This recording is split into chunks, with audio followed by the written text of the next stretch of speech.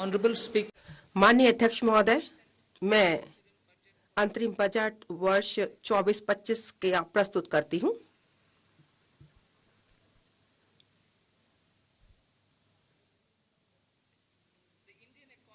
जो भारतीय अर्थव्यवस्था है, इसने बहुत ही ज्यादा सकारात्मक बदलाव देखा है पिछले 10 वर्षों के दौरान। जो भारत की जनता है, भारत के लोग हैं, वह आगे की तरफ देख रहे हैं, अपने भविष्य की तरफ देख रहे हैं। वह पूरी तरीके से आशान्वित है, आशावाद है, उनमें उम्मीद है। जब जनता की विश्वास के साथ हम जब माननीय प्रधानमंत्री श्री नरेंद्र मोदी जी के नेतृत्व में आगे बढ़ रहे हैं और जब उन्होंने 2014 में अपना कार्यालय संभाला, तब उस समय देश में बहुत ज्यादा चुनौतियां थीं और सबका साथ सबका विकास उनका इस बात का मंत्र लेकर सरकार उन सभी चुनौतियों का सामना करते हुए आगे बढ़ी और आगे बढ़ रही है। देखिए, संरचनात्मक विकास हो रहा है और जनता के हित में कार्यक्रम शुरू किए गए हैं, योजनाएं बनाई गई हैं और बनाई जा रही हैं। अनेक अवसर उपलब्ध कराए गए ताकि रोजगार के अवसर उत्पन्न किए जा सके और जनता को ज्यादा से ज्यादा रोजगार के अवसर मिल सके।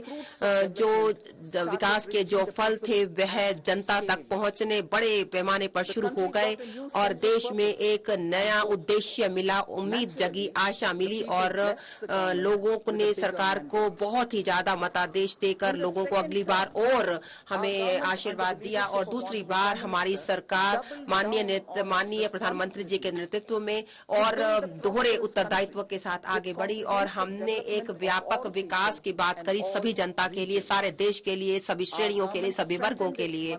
हमारी देश की सरकार ने सबका साथ, सबका विकास और सबका विश्वास इस मंत्र के साथ हम आगे बढ़े।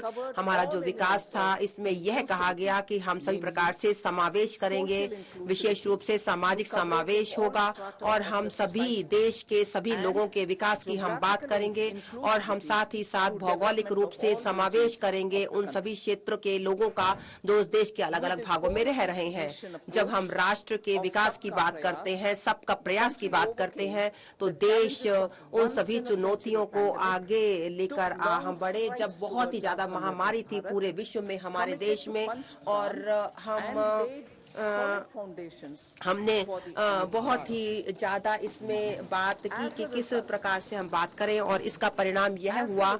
इसके परिणाम स्वरूप हमारा जो युवा देश है, हमारी बहुत ही ज्यादा आकांक्षाएं हैं और हमने लोगों ने अपनी उम्मीद जो जगाई कि हम उच्चतम विकास के लिए हम बात करेंगे।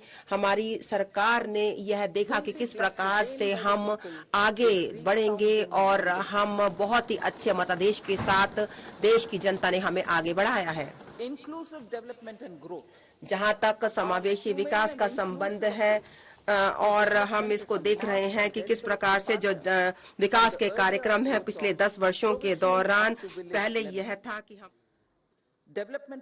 कराएं ग्रामीण विकास के जो कार्यक्रम थे पिछले 10 वर्षों के दौरान, अगर देखा जाए उसमें हमने प्रत्येक घर के अंतर्गत, चाहे सभी के लिए आवास की योजना हो, हर घर जल हो, या सभी के लिए बिजली हो, या सभी के लिए कुकिंग गैस हो, या सभी के लिए वित्तीय सेवाएं और बैंक अकाउंट खोलने की बात हो, हमने रिकॉर्ड टाइम में यह काम किया।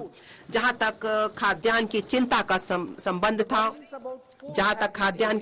संबंध था, उसे हमने बिल्कुल दूर कर दिया और हमने 80 करोड़ लोगों के लिए मुफ्त, बिल्कुल निःशुल्क राशन उपलब्ध कराया है।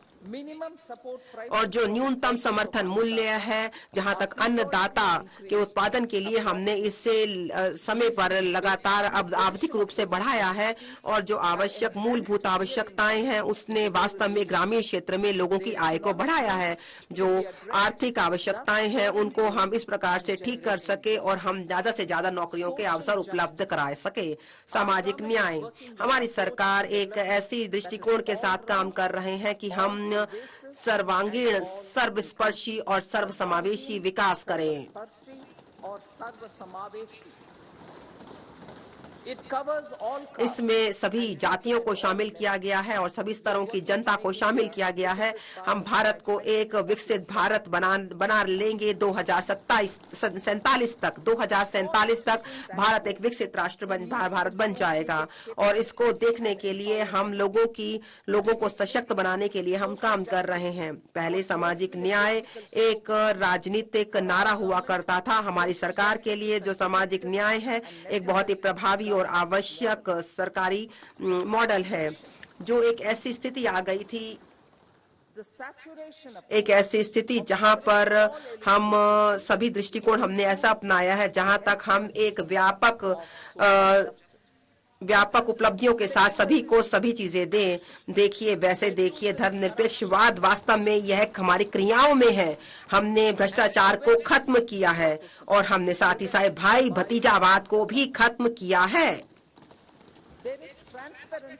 देखिए इस समय हमारे यहाँ पर पारदर्शिता है और हम यह सुनिश्चित करते हैं कि सभी योग्य लोगों तक सभी लाभ पहुंचाए जाएं।